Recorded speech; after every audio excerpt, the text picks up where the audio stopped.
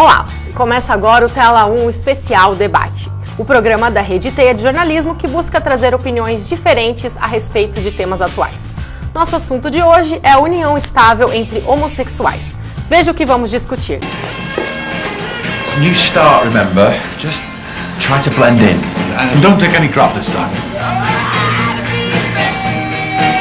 Oi, Alex.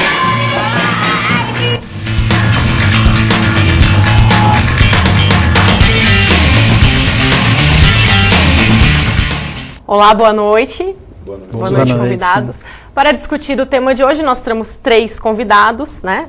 O advogado Marques Alves da Silva, ele é advogado e professor de Direito Civil e coordenador do curso de Direito da Universidade Positiva. Bem-vindo, obrigado pela presença. Temos também o Diego Antônio Monteiro, que é psicólogo, especialista em concepção sistêmica. Isso. E o Cristiano Nogueira dos Santos, também psicólogo, e ele está representando os homossexuais hoje aqui com a gente. Obrigado pela presença. Obrigado. Eu não me assumi ainda porque eu estou tentando um diálogo com meu irmão, que eu moro com ele, e ele tenta de todas as formas, assim, fugir desse assunto. Com 15 anos eu comecei a sair, a ter contato com gays, e nessa época minha mãe descobriu, através de um relacionamento que eu tinha, ele brigou com a mãe dele, e a mãe dele ligou pra mim, enfim. Foi bem complicado. Nunca posso levar uma companheira em casa, uma namorada minha, porque eu tenho medo do julgamento dele. E quando eu levo, eu sei que é muito complicado. Então, isso é um dos fatores assim mais importantes pra mim.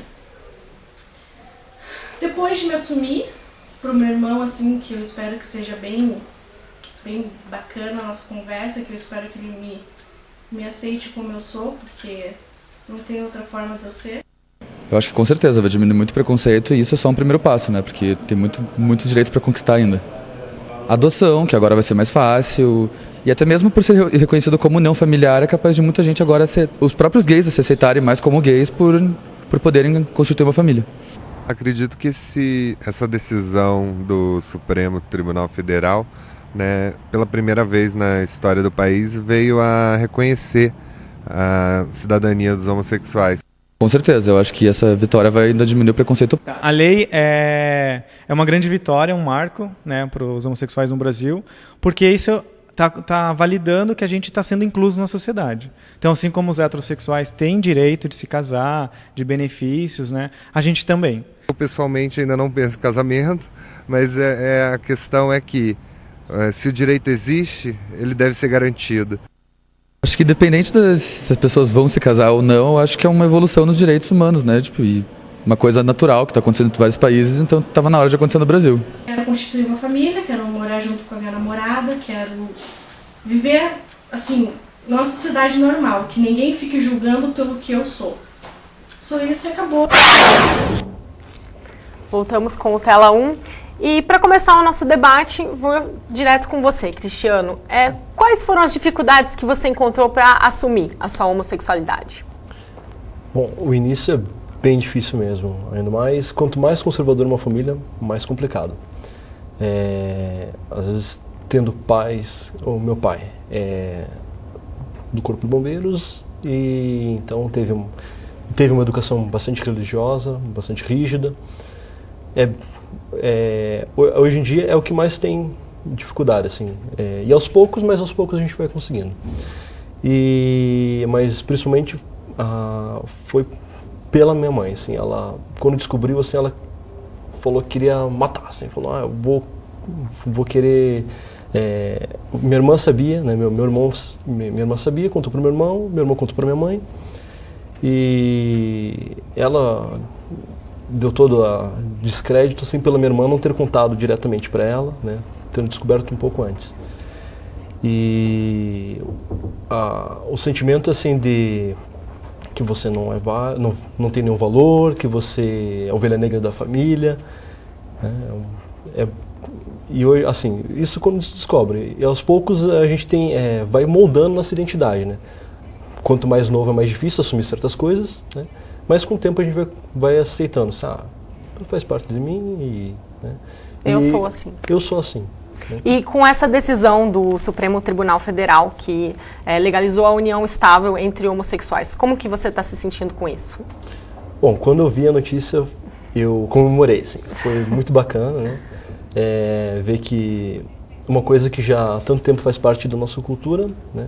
E já foi aceita bem antigamente, de uma forma natural, hoje em dia está sendo vista e é dada uma segurança maior, né, a esse grupo, né? Então, dá uma segurança bem maior, né? E acredito assim que tendo essa base legal, né, sendo vista enquanto, olha, o país entende que isso existe, que é normal, que não prejudica outras pessoas. Uhum. Marcos, o senhor como advogado, como colocaria a questão da lei, né, a questão da legalização do Supremo? Como você vê isso? Vejo como uma etapa que tem a ver com uma mudança, com a própria democratização do país, que começa com a Constituição de 1988, em termos de uma expressão legal da redemocratização. E a questão da democracia, ela não fica circunscrita ao espaço público. Ela tem reverberações também na dimensão das relações privadas, da intimidade.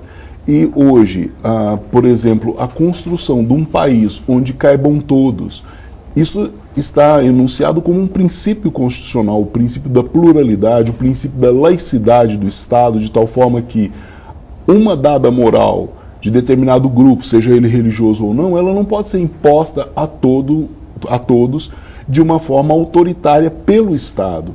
Então, esse acontecimento, deste julgamento, ele é paradigmático sobre vários aspectos, né? Mas eu creio que ele é uma etapa importante da interpretação da Constituição e da concepção de família desde a perspectiva jurídica. É uma mudança de paradigma e eu creio que desse julgamento, nós teremos vários desdobramentos que estão extremamente benéficos em termos de pensarmos a democracia e as suas repercussões também na dimensão da intimidade, da privacidade das pessoas e do respeito ao outro, fundamentalmente. E, Diego, qual seria, assim, existe uma explicação da psicologia para essa questão da homossexualidade? Qual o posicionamento de um psicólogo em relação a essa aprovação da lei, em relação a esses conceitos? É uma pergunta que muitos fazem, né? Da onde vem a homossexualidade? Por que ele se torna um homossexual? E até um tempo atrás era muito comum ouvir de várias pessoas, leigas principalmente no assunto, dizer foi uma opção.